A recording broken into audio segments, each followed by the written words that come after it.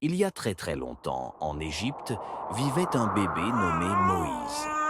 Il est né à une époque où les choses étaient difficiles pour son peuple, les Israélites.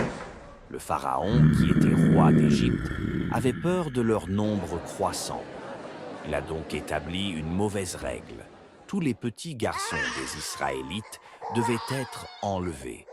Mais la mère de Moïse ne voulait pas que cela arrive à son bébé. Elle a donc élaboré un plan courageux. Elle mit Moïse dans un panier et le plaça doucement parmi les roseaux le long du Nil. La fille du pharaon trouva le panier alors qu'elle se baignait dans la rivière.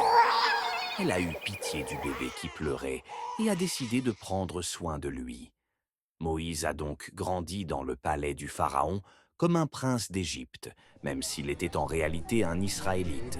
Quand Moïse grandit, il vit à quel point le pharaon traitait les Israélites. Ils étaient obligés de travailler dur et étaient de souvent battus. Cela a bouleversé Moïse. Et un jour, il tua un garde égyptien qui battait un esclave israélite. Après cela, il dut quitter l'Égypte. Il s'enfuit donc dans un pays lointain et y vécut de nombreuses années.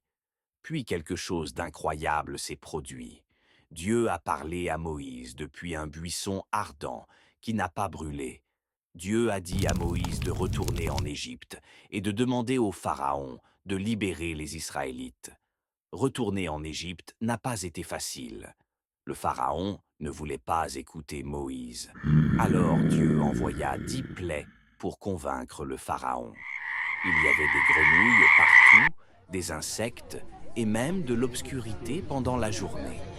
Finalement, après la dernière et la plus triste plaie, le Pharaon accepta de libérer le peuple israélite. Moïse a fait sortir les Israélites d'Égypte, mais leur voyage n'était pas terminé. Lorsqu'ils arrivèrent à la mer Rouge, le Pharaon changea d'avis et les poursuivit avec son armée. Mais Moïse a fait confiance à Dieu. Il a tendu la main et quelque chose d'incroyable s'est produit.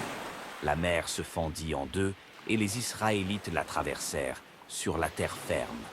Une fois qu'ils furent en sécurité, la mer revint à la normale et l'armée du Pharaon ne put plus les suivre.